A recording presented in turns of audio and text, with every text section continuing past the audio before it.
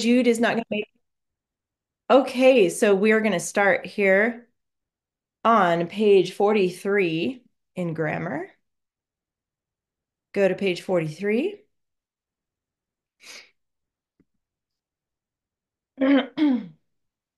We are talking about run-on sentences today. You've probably heard about those before. If not, you're going to hear about them today. Yay. Run-on. This used to occur a lot, I'm sure, when you were little, when you were doing your writing, and you would just say things like, and then, and then, and then, and then, and when you got done, it was like one full page of one giant sentence. Did you guys ever do that when you were little? Yeah, that's normal when you're little. You guys are not little anymore, so you're not doing that as much anymore, but it's going to be good to identify what an actual run-on sentence is. Um, It occurs when a sentence has main clauses that are not connected properly. So basically, no periods or just no transition words, and it just keeps going. So there are two types of run-ons. There's fused sentences and comma splice. Two different types. So a fused sentence is two main clauses placed in one sentence without any punctuation between them. So punctuation is important when you have run on, you're going to have to figure out where the comma goes. And then there's a comma splice is when two main clauses placed in one sentence with only a comma between them. So really, main clauses have their own place. And it says the easiest way to fix a run-on is to place a period at the end of each main clause. There you go. Because really, the sentence only gets one main clause. Look for two main clauses. This is how you're going to find the mistakes here in this book that have no punctuation or only a comma between them. Correct a run-on by putting a period between the main clauses. Capitalize the first word of the new sentences. So here's your example of how you're going to fix it in this book. Mowgli swam in the pools. He climbed for honey. Smoothly he swung in the trees. Okay, that's a little awkward sentence there, but notice how it was one giant sentence and now they've broken it up into three sentences here, taking out that comma and placing a period. By the way, you know it's a main clause when it has both a subject and a verb pair. And it's a complete thought. That's the other way to know it's a main clause. Mowgli swam in the pools, complete thought. He climbed for honey, complete thought. Smoothly, now this is an opener right here. This is an ly adverb opener, so we don't include that in the main clause. He swung in the trees, so that by itself is a complete thought with a subject and verb pair. Okay, that's why those are broken up into three sentences. All right. Reflexive pronoun usage. In week 1, you learned that a reflexive pronoun ends with self or selves and refers to the subject of the same sentence. This means that a reflexive pronoun is never a subject. So you're never going to mark yourself or himself or themselves as a subject of the sentence. It's never going to be the subject. It also means that a reflexive pronoun is used when the pronoun following the verb refers to the subject. So here's your examples down below. You're going to draw a line through the incorrect pronoun and then just write the correct one above it. So here, my friend and myself swam in the pool. That sounds weird. My friend and I swam in the pool. That sounds way better. And you guys know English well enough now that you can tell by how it sounds if it's working or not. Said Baloo, Mowgli taught him how to swing in the vines, not swim in the vines, swing in the vines. Um, the pool cooled himself. So here we've got Mowgli taught himself because, let me explain this here. Let me look at my notes really quick. Himself is referring to Mowgli. There's nobody else in this sentence because if you have him You might be thinking of maybe Mowgli's son or Mowgli's friend who happens to be a boy. Mowgli taught him. That would make sense, but there's nobody else in this sentence that he's talking about. So he's referring back to himself. Mowgli taught himself. And here, after that sentence, the pronoun here, him, is referring back to Mowgli, but the pool cooled him instead of himself. Use a reflexive pronoun when after the verb. So the verb here, taught, anytime you have it after the verb, you use himself. Here, the verb when the verb is referring to the subject. This is tricky. I'm sorry, I need a minute here. My coffee is not settled into my system yet. Phew. It says to identify the antecedent of each pronoun. So the antecedent is the person, that the subject that they're talking about. Use a reflexive pronoun when the pronoun following the verb refers to the subject. That's this one, okay? So after the verb is himself, and that's referring to Mowgli. Myself cannot be a subject. So this cannot be a subject. You have to switch it to I here on this one. And then it says the pronoun following the verb refers to the subject. Use a reflexive pronoun, change him to himself. The pronoun following the verb refers to Mowgli. However, Mowgli is not the subject of the sentence.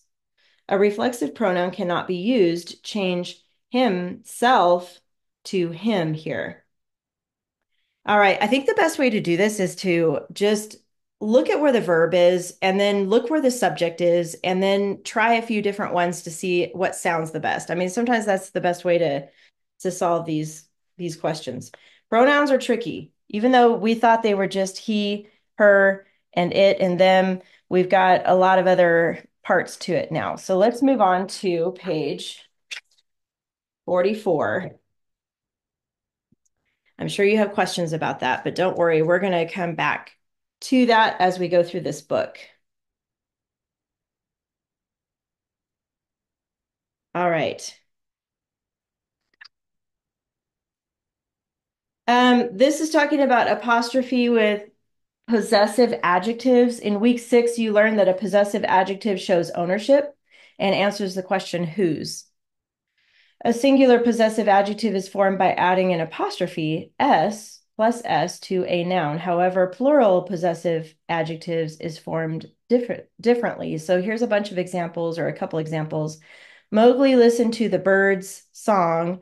This one's easy because the song belongs to the bird, so it's bird apostrophe s. Here it says Mowgli listened to the bird's songs. This is plural. So whenever you have more than one, the apostrophe goes after the s. That's the difference between these two adjectives. It still says the songs belong to the birds, but the apostrophe is placed in a different place there. To form singular possessives, write the singular form of the noun tiger or man, and then add an apostrophe. So tigers with an apostrophe S and mans with an apostrophe S. To form plural possessives, write the plural form of the noun like tigers and men. Those are plural. And if the plural noun ends in S, place the apostrophe after the S in tigers. If the plural noun does not end in S, add an apostrophe S. So even though this is plural, men, because it doesn't end in S, you still need an apostrophe S here. That's the rule. You've probably seen that before. So look at the example down below. The men's needs often conflicted with the beast's needs, or even the jungle's needs. This is a weird sentence, but okay. These adjectives tells whose needs they are. Men's, like more than one, apostrophe S, men's needs. Beasts needs, notice the apostrophe is after the S because it has an S at the end already. The needs belong to the beasts, and even the jungle's needs, that's singular, so apostrophe S, needs. Okay. Any questions about that? You guys are good? All right. I'm glad. Okay. Let's go to the practice page. And whoops. Who would like to read it? Oh, good. Kylie, you're already there. Thank you, Kylie. Go for And it. here Mowgli awkwardly holds the tree branches, which spread in all directions with practice. He swung and flung him through them like a monkey. Yeah, it's a little awkward because they have a lot of mistakes in there, but you did great reading that. Awkwardly is our vocabulary word. It's basically in an awkward way or lacking skill. So I'm sure you know that word. Go ahead and check vocabulary. Two articles, go ahead and find those first and label those. And then we've got six nouns. So Ian, where are the six nouns?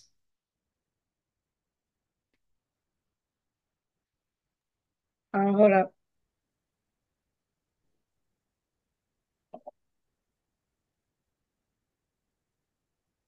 You need me to come back to you? No, I got it.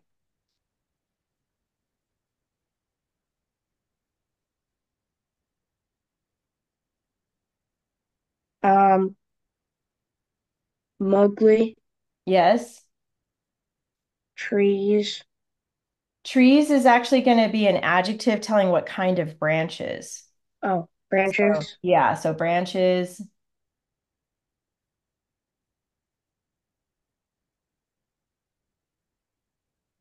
Monkey. monkey, yeah.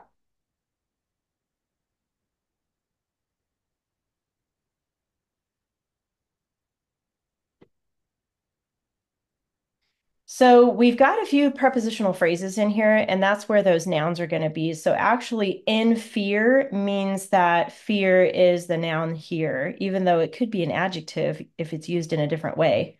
But because it's in fear, and then in all directions, directions is a noun.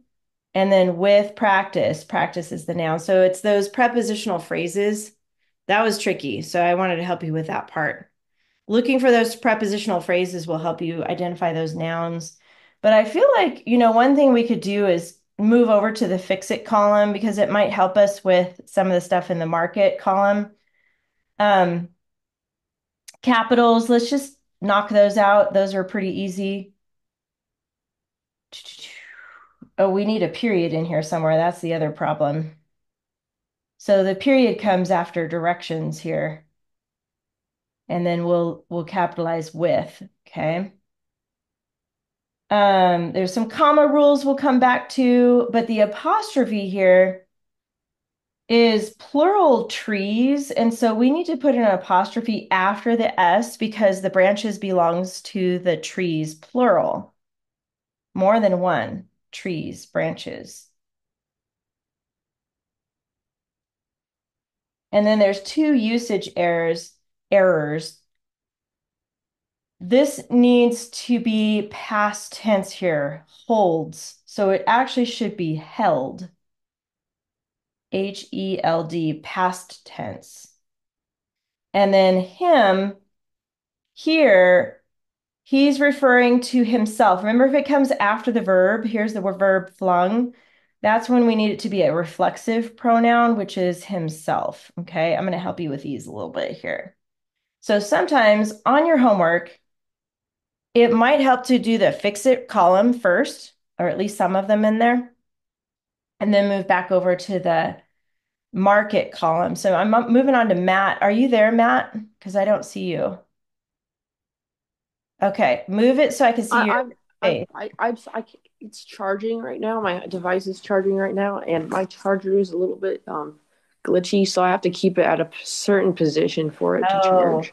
okay. Well, can you help us find the pronouns though? Yes. Okay, Um, them, good. That's one. he, Um, do we have? Oh, yes, right here. You're right. Good. um,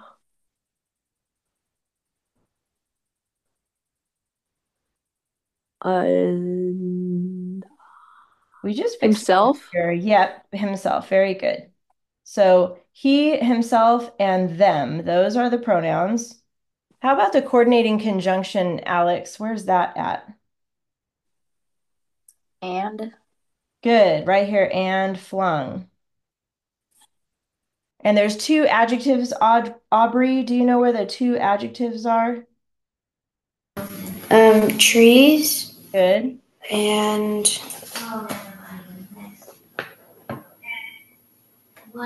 with No, that's going to be a preposition, but look at directions. Which directions? all. There you go. So that's a clue to look for adjectives is look at the nouns first and look right before that. A lot of times that's where the adjective is. So good job. And then there's one adverb. Ian, where's the adverb? Awkwardly. Good. Yes. We're going to come back to the prepositional phrases. Dang it. Oh, do you know them already, Kylie? Okay, do it. In fear, In fear, in all directions, in all directions, with practice. and with practice. Very good. We kind of talked about it earlier, so. There's five. Oh, keep going. Uh, is there like a monkey? Like a monkey is one. Yep. And then through them. Through them. Very good. Nice job, Kylie. You Thank like you. those. You're like the prepositional phrase queen over there. We got some main clauses, but it's easier to find those after we find the subject verb pairs. But we do have a who which. So, Alex, where's the who which clause? Let's do that one next.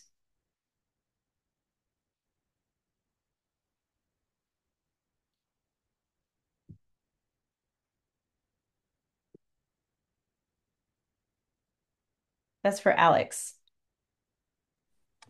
Which spread in all directions. Yes, which spread in all directions. We're going to label it W/W right there. And then let's move on to verbs. So, Aubrey, look for the action words or linking or helping verbs. Held, Good, spread, good, swung, good, flung, good, and that's it. good. That's good. Yeah, you nailed it. How about the subjects, Ian? What are the subjects that go with those verbs? So, who held right here in the beginning? Are you there, Ian?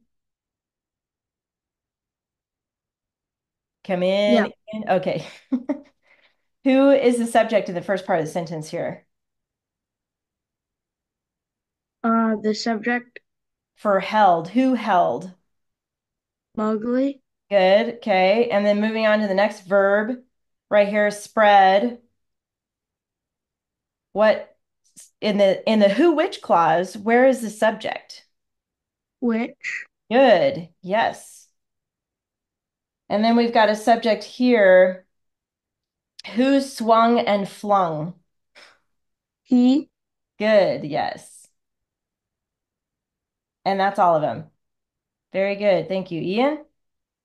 Okay, now the main clauses. I think we're ready for that. So that's going to be Matt, if you're there, this is going to be a complete thought with subject and verb pairs, and we're not going to include the opener right here. So the first one starts on Mowgli. Do you know where it ends? I believe it goes to trees. Keep going Or to branches, actually. okay. Yeah, so Mowgli awkwardly held the tree's branches. That's one clause. Where's the next one? Which down below, right there. We're going to not include the which clause, so it's going to be, Okay, okay. yeah. And He then, swung himself yes. How far? to the end. Yes, good. And you did not include the opener right here, which is good because that is not part of the main clause. Very good. So we've got two openers. This is for Kylie. What's the first opener? Subject, Actually, it starts with this prepositional phrase right here. Oh, two prepositional. So it's a number two prepositional. And then what about this one here? Um, Prepositional. Again, yep, they're both number two openers. I'm just going to put a number two this time because we got a lot going on here. Commas. Now, commas, Alex, do we put some in or take some out? What do you think? We take out the one after swung After swung, yes. and them And them, good. and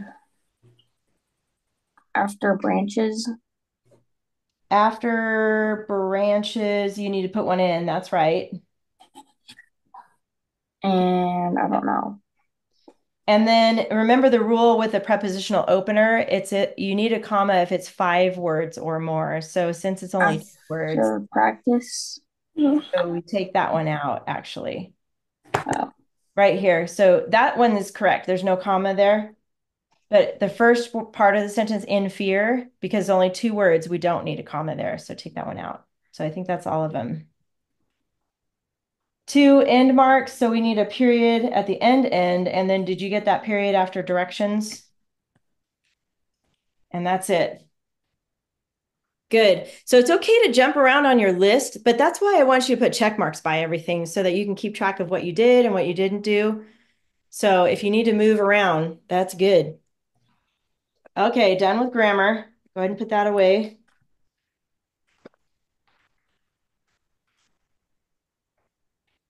Okay. And then it seemed like a couple of you had a little trouble with the homework assignment this week.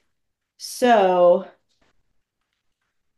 let's get out everything that you had here for Marie Curie. You guys worked on that one this week. So go ahead and get out everything in your front pocket for Marie Curie.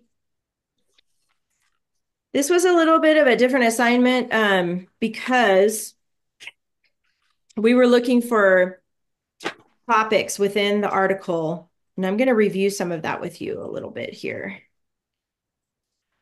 I didn't write my paragraph yet, just letting you know. You didn't write it yet? No, not yet. Okay, that's okay. I might type it on the computer though. Okay, that sounds good. Yeah, I know not everybody had a chance to finish it. That's okay. I do want to review the topic clincher rule with you really quick though. And I know we've gone over this a couple of times, but some of you are still, I know this is new this week. So some of you did not do it right. So I want to review this with you. It's down here on this yellow page, page 57. And it's the topic clincher rule. And we do the hand motions together. So do them with me. I know this is like little kid stuff, but it helps your brain remember when you move your hand a certain way as you're saying it. I'm serious. It'll help you. Okay. So everybody put your hand up like this. Kylie knows it. Put your hand up, Aubrey, like this at the top of your screen or by your head and say the topic sentence The topic sentence. and the clincher sentence. Say that too. And the clincher sentence must repeat or reflect 2 or 3 key words. So some of you highlighted way more than 3 words, and some of you highlighted only 1 word. So the rule says 2 or 3, and it has to be in your first sentence of your paragraph and your last sentence of the paragraph. So I'm going to show you a sample paper. Nobody's in this class, but it is one of the samples in my teacher's book that I'm going to share with you so you can see what it looks like. Now you can either highlight or bold those words. This student decided to bold the words. I know you guys like highlighter because you could pick the color, and that's fine with me. If you'd rather highlight, that's okay with me. But I want you to notice this is Marie Curie. It's also easier to highlight it when all your other words, like your keywords, not your keywords, your ly adverbs, Dress up. already Yeah. bolded. Well, your dress ups are underlined. Remember? They should be underlined, not bolded. Well, they should be, Kylie. You know that. Okay, so notice the words that are underlined. So this is two paragraphs. Your assignment was only two paragraphs. And what we did, just to refresh your memory, is we read the article about Marie Curie, and then we looked at what each paragraph talked about, like the topic, and then we marked it in the margin of the actual article about her. Okay, what was that paragraph mostly about? So if you look at the topic right here, I see the word life, short, and important. Those are her keywords for her topic sentence: life, short, important. Go to the last sentence: short, life, accomplished. So we've got short, life and life, and then we have accomplished and important. Those two words are reflecting because the rule says you can repeat or reflect. So repeating obviously means the same exact words. Reflecting means like a synonym or something close. Okay. So look at the second paragraph: influence after death. And then she has or he, whoever this is, Jack, shape after death. So obviously death and death match, are repeating, after and after are repeating, and then influence and shape, those are reflecting. Those are close. Those are similar words. Would after be considered a key word? Good question. I think because this is talking about her life after death, in this context, I would say yes. But normally, you're right, Ian, it's normally not a keyword, but I think because of how it's used as a topic here, I would say it is a keyword. Okay. And then I want you to look for the underlined words. We have tragically. Look back at the first paragraph. We have tragically. We've got the which clause here. All you underline is which. This person did not punctuate correctly. They used parentheses instead of commas. Commas are better there. But so this isn't a perfect paper, but it is an example. Okay. Then we have that word seize. That is the strong verb. So he has got his three dress ups. Look at the second paragraph. You have proudly, you have design, which is a verb, and then you have which. So that's how your paper should look. And notice the paragraphs are pretty thick, right? They're pretty decent. This one's shorter, the second paragraph, but that first one is pretty big paragraph. Some of you only wrote 3 or 4 sentences, and that was not enough. I put that note in your Google Classroom. So later when you go back and look at your stuff in Google Classroom, I'll put a note in there that says, okay, you did not use enough sentences here. You need to have at least 5 sentences or 6. So this one, I think, may even have more than that, but that's okay. I don't want you to have less than 4 sentences. That's not enough. Some of you only had 3 sentences. It's definitely not enough. Okay, so any questions about this sample page right here? Okay, I'm going to turn that off. And then several of you weren't able to turn it in yet, so I think you're still working on it.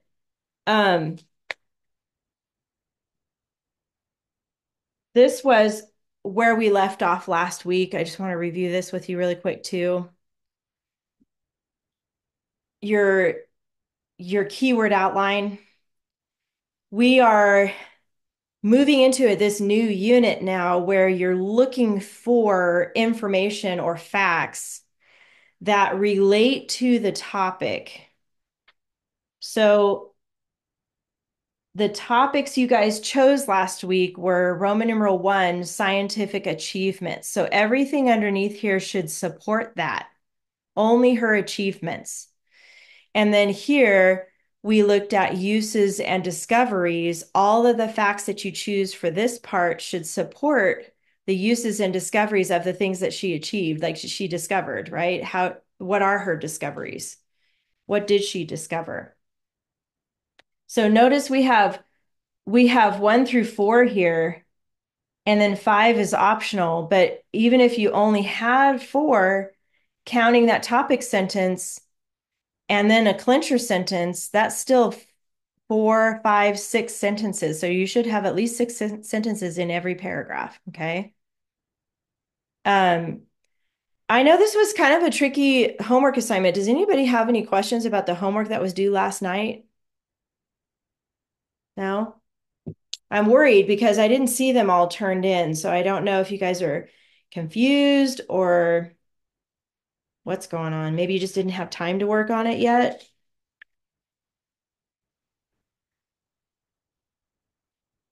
Actually, on the checklist, if you look at that, we also have a because clause. So that student paper we were looking at, I don't think they had the because clause in there. So really, you should have 1, 2, 3, 4 words. Some of you are totally forgetting the dress ups. This checklist is how I grade your paper. So if you got a 9 or an 8 or a 7 or a 5 or something like that, that means you're missing something. And my homework assignments are always worth 10 points. And I'm going to tell you now, I will give you a chance to get 10 points every single week. It's up to you. If you end up getting 6 points instead of 10, I always put a note in there. This is what you need to fix. You need to add your dress ups. You need to add your topic clinchers. You need to fix your band words or whatever I tell you. And then if you fix those things and turn it back in, as long as you've got everything, you're going to get a 10 out of 10. Okay. So I always give you a chance to get a perfect score every week. So if you got less than 10, I want you to fix it and turn it back in because everybody should be getting 10 out of 10 on the homework assignments. Do you guys have any questions about what I'm talking about right now? Okay. All right. I forgot to share something. I cut my finger again. What? Yes, On the binder. binder? Oh my gosh. Was that this morning? Oh, Oh, a different day? yesterday. I That cut my binder. middle finger on the binder yesterday Oh too. my gosh. You want to see it? Binders are dangerous. Sure. Okay, maybe it still might be there, but Uh, hold on, let me turn my background off.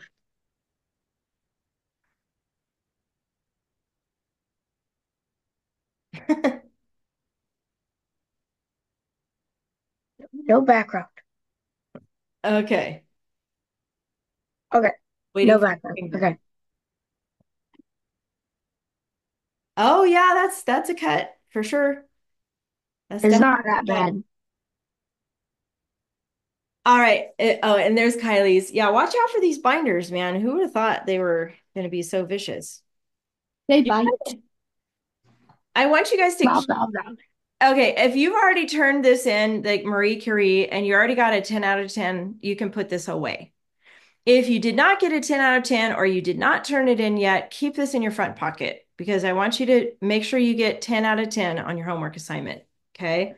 So, um, if you are putting it away as a finished week, this goes in the tab that says model charts and outlines. That's where this one goes. This is page 57. Because we're going to move on. But if you're not done with Marie Curie, then I need you to keep it in the front pocket so you can finish it later. Yellow page goes behind model charts and outlines. And then you're going to get out week 6.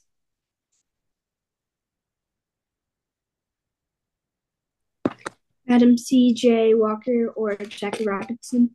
Yes. Okay. Which one And are we going to do?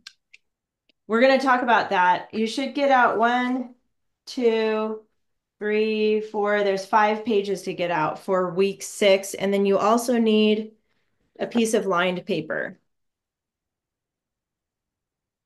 So get all that stuff ready.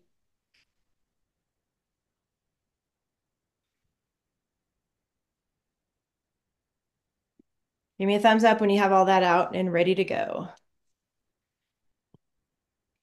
Week 6, which is 5 pages, good. And then a lined piece of paper and a pen or a pencil, whichever you prefer. I see that. Matt, are you ready? You got it all out? Okay. How about Ian and Aubrey? You guys ready?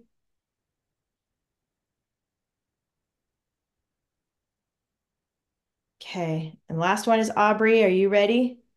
You lost your camera for some reason.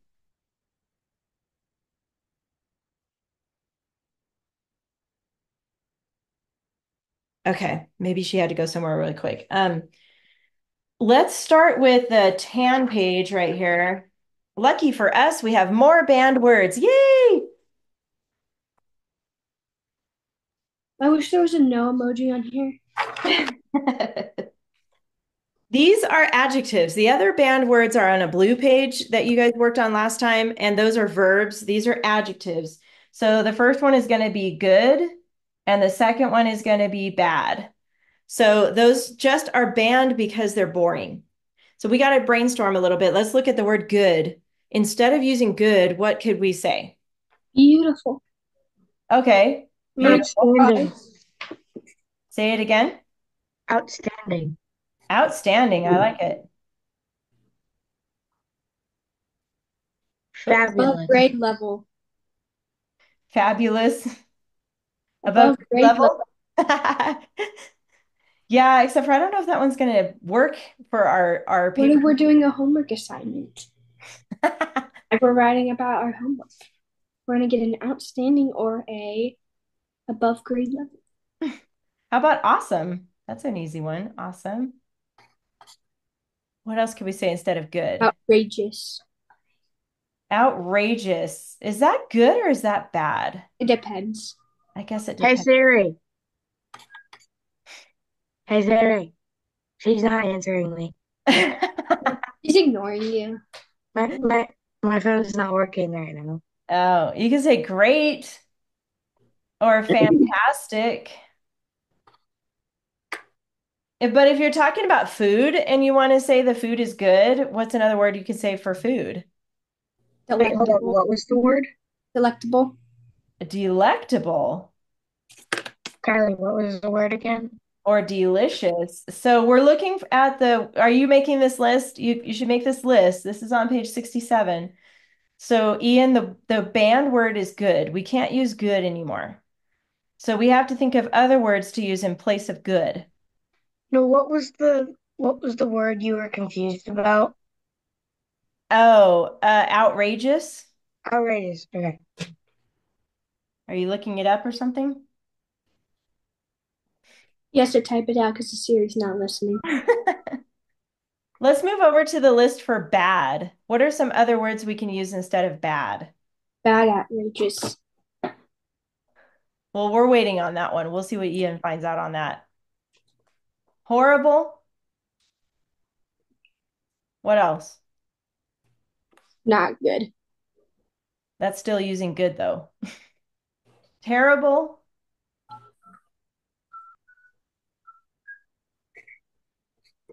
Matt or Alex, do you have any ideas? What could we say instead of bad? I already put Terrible. Or we already have that. terrible on there. Terrible. Disgusting. Oh yeah, that'll work. Disgusting. Hurts my eyes. Um, Criminal. Horrific. Criminal guy. Criminal guy. Maybe difficult. Hard. Hard. Okay. Would horror, Miserable. would horror be good? Because like you have horrible, horrific. Horrid. Yeah, horrid is a good one. Horrid. All right. We got a pretty good I list. found it. What was it, Ian? Outrageous means very, very bad. Okay, let's put it on this list then.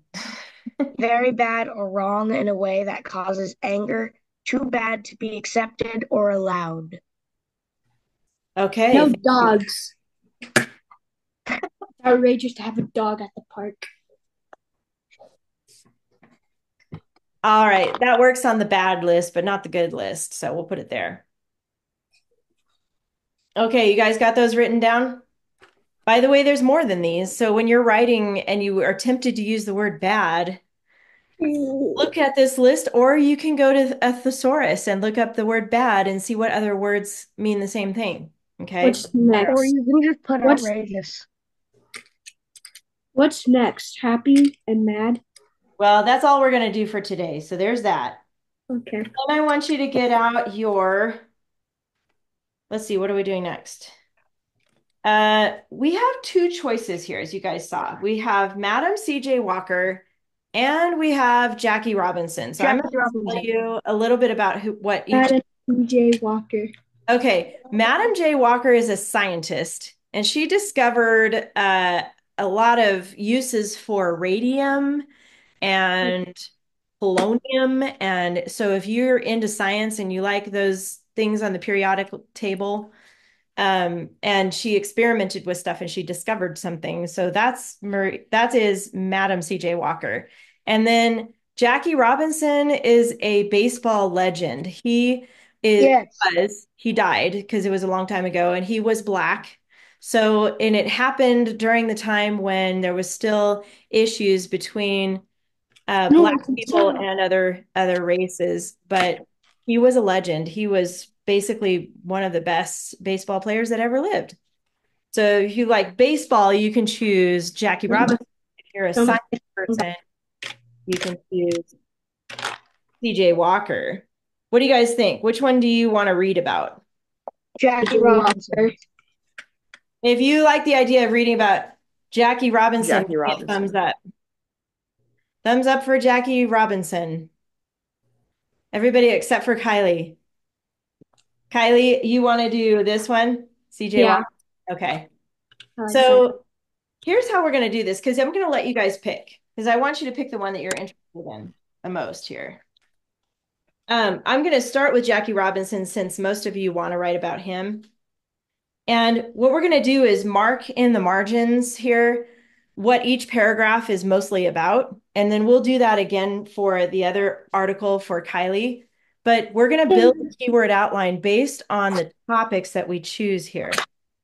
So I'm going to go ahead and read and then we'll mark in the margin. The subject is Jackie Robinson, and then we're going to look for the topics that support that. And then we're going to look for details. So it says, Jackie Robinson is a baseball legend in the United States. He played all 10 years of his major league career for the Brooklyn Dodgers.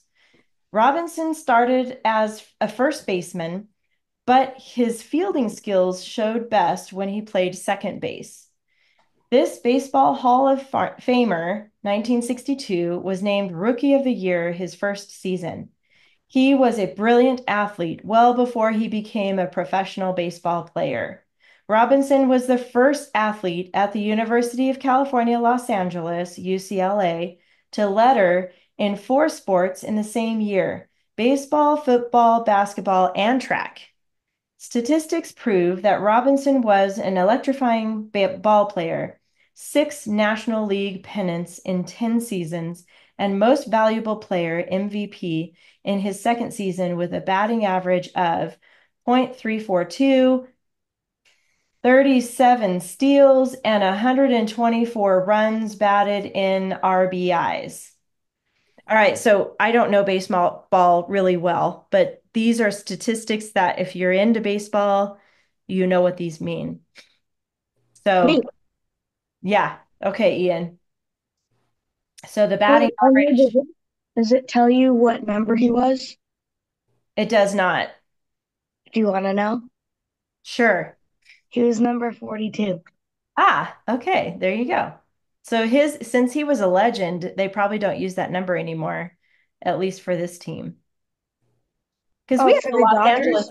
Angeles. Now we have the Los Angeles Dodgers, but the Dodgers used to be in Brooklyn. Yes. It's New York area, but they The moved. Dodgers are my favorite team, so I follow them a lot. So they're doing pretty good so far, right? In the World Series. Uh, I Or have- think so. They lost last game, I think. Oh, they're still in the playoffs, huh? I don't know. Wait, hold up. You're going to Siri. Okay, I'm going to keep reading. You can tell us that when you figure it out. But there was much more to the man than statistics. Why is Jackie Robinson a legend?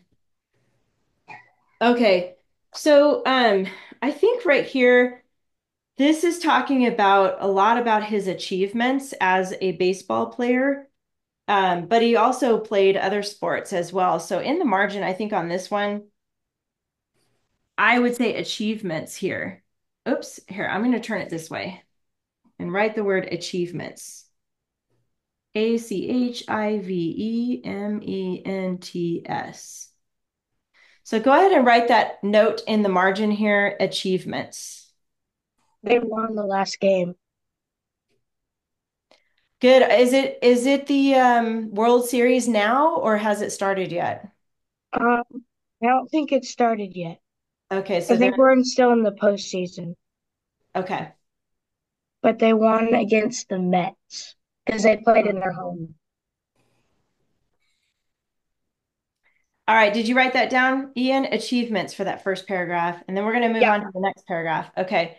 He broke the color barrier in baseball. Robinson became the first Black man to play Major League Baseball in the United States. Branch Rickey, owner of the Dodgers, knew Robinson would suffer from others' prejudice against Black people, but Rickey hoped Robinson would be able to take the heat because he recognized his mature, humble personality. No, not to fight back. That was what he told Robinson. I knew that integrating baseball was bigger than any one individual, and I would have to do whatever I possibly could to control myself. Robinson later recalled. Many fans in the stands cheered for Jackie Robinson, but in the dugout and off the field, he was meanly treated. He didn't fight back. He took the heat. Robinson broke the color barrier in April 1947, and within 3 months, three more Black men crossed it too. So basically, he was the first Black American athlete to go pro, right? And so he definitely had some people that didn't like that about him. And I'm so thankful that these days we don't have that going on anymore. We see Black people in sports all the time, football, baseball, basketball, everywhere.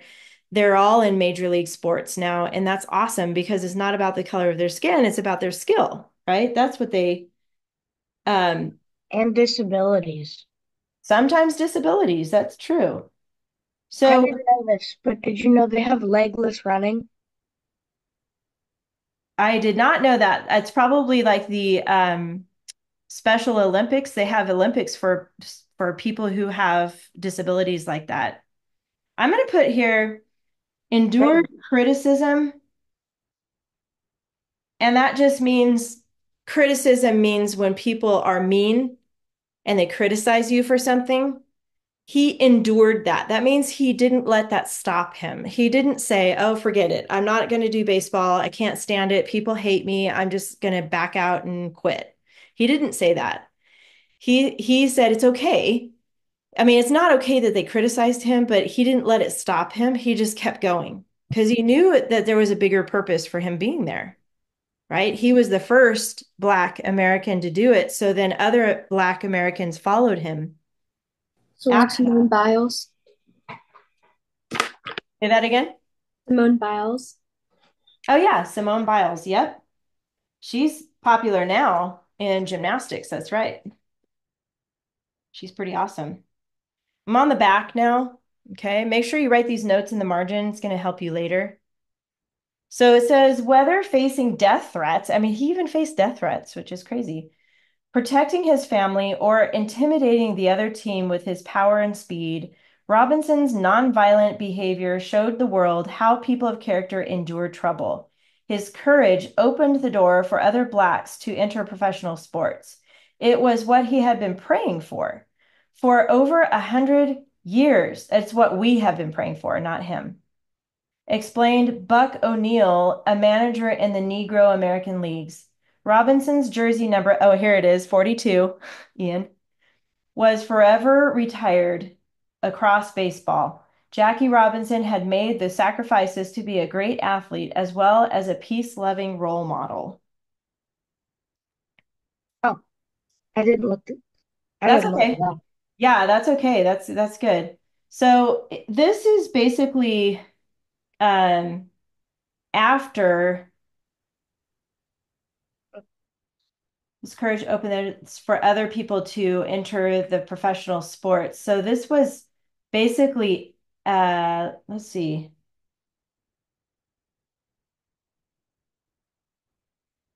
talking about his courage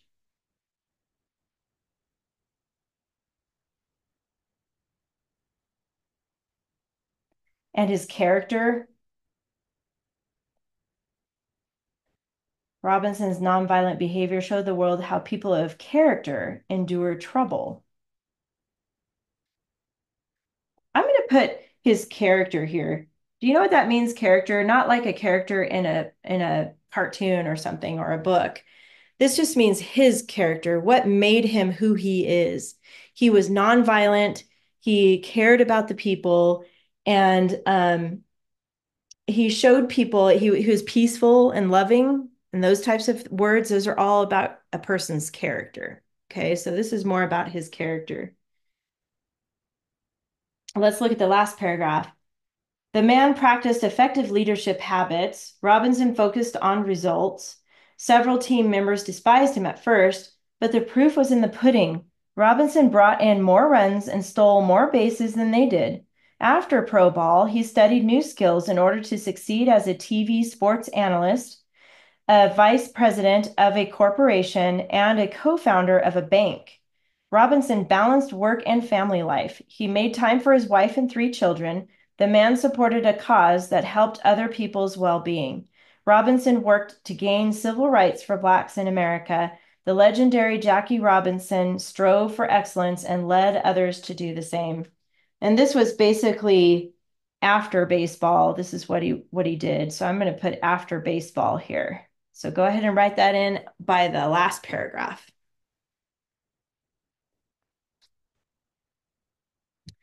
All right, once you write that in, go ahead and get out your lined paper. We're going to set up your keyword outline here.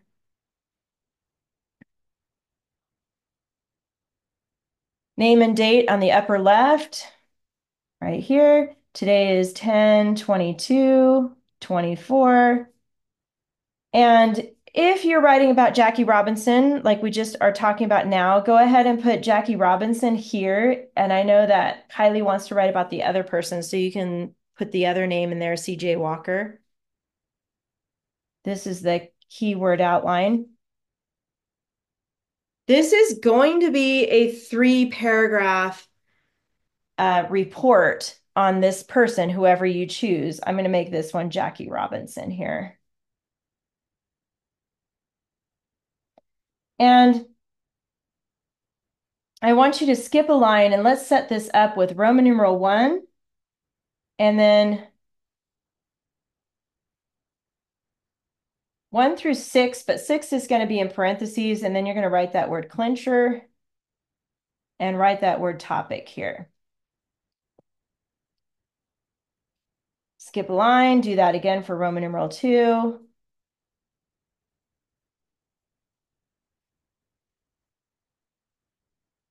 And Roman numeral 3.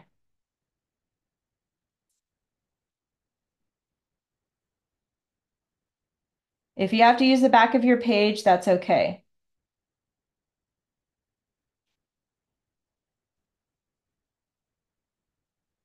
Go ahead and set that up.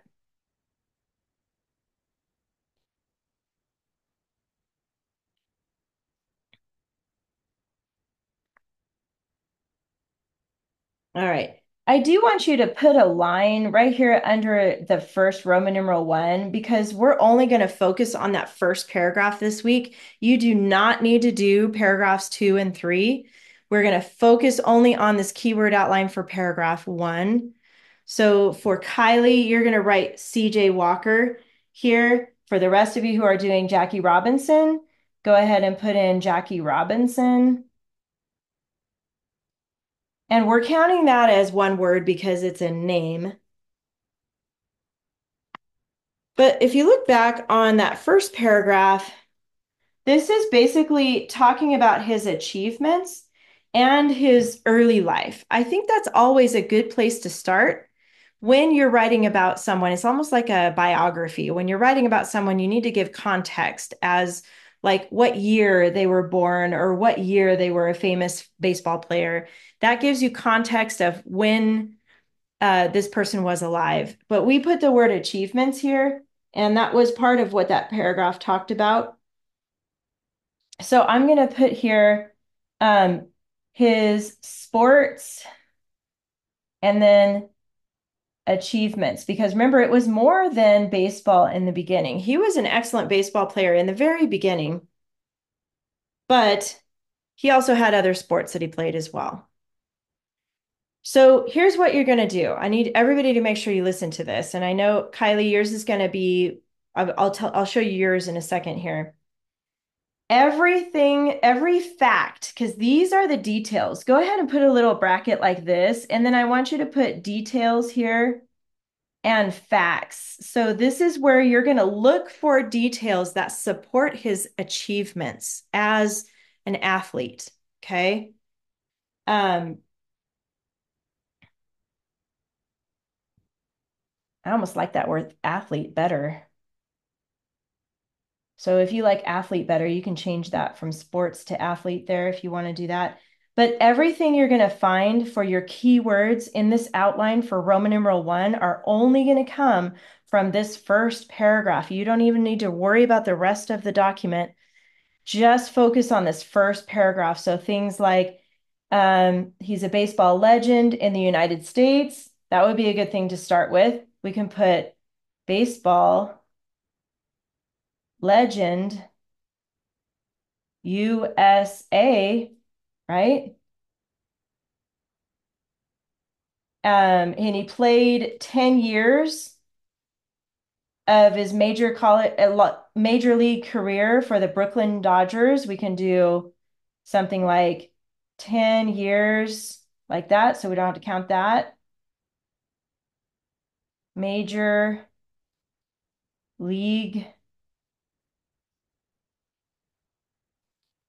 Brooklyn Dodgers. Everything I'm getting right now is from that first paragraph. I'm going to let you finish the rest of Roman numeral 1 as part of your homework, and then you're only going to write the first paragraph. Notice the first paragraph should be at least 6 sentences if you're counting the topic sentence. 1, 2, 3, 4, 5, 6. Just kidding, 7, because the clincher sentence is extra. So your paragraph should be 7 or 8 sentences long. So all you're going to do this week for your homework is finish Roman numeral 1 and write 1 paragraph. We're going to do 2 and 3 next week. Kylie, did you have a question? The first paragraph of my thing, I think, only has 6 sentences. Okay. You might find, I think for yours, you're going to talk about her early life. So, yeah, you mean this paragraph right here only has 6 sentences? Yeah. Okay. So you can use all those 6 sentences, or you can extend it, and add sentences to it. Like your topic clincher will be an added sentence. Does that make sense? Yeah. Okay. So for you, this is going to be her early life. So you can write early life in the margin here. And then you're going to find your same thing, your details and your facts about her, and write your first paragraph. Alex, did you have a question? Since there's 4 paragraphs, are we going to combine the last 2? You're only going to pick 3 topics, but we'll talk about that next week, Alex. Just focus mostly on that first paragraph only.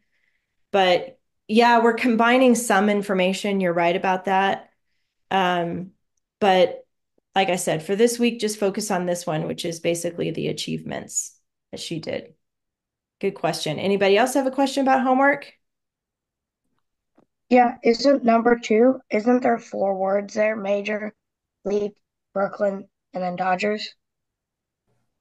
I'm counting Brooklyn Dodgers as one word because the name Oh, of the game. Yeah. okay. Yeah. Good question, though. Anybody else? You're only doing Roman numeral 1 on your keyword outline, and you're only writing 1 paragraph. So it should be pretty easy work for you. Okay. Don't worry about 2 and 3 yet. We'll go into that next week. All right, you guys, that's it for today. Good job. I'll see you next week. Okay.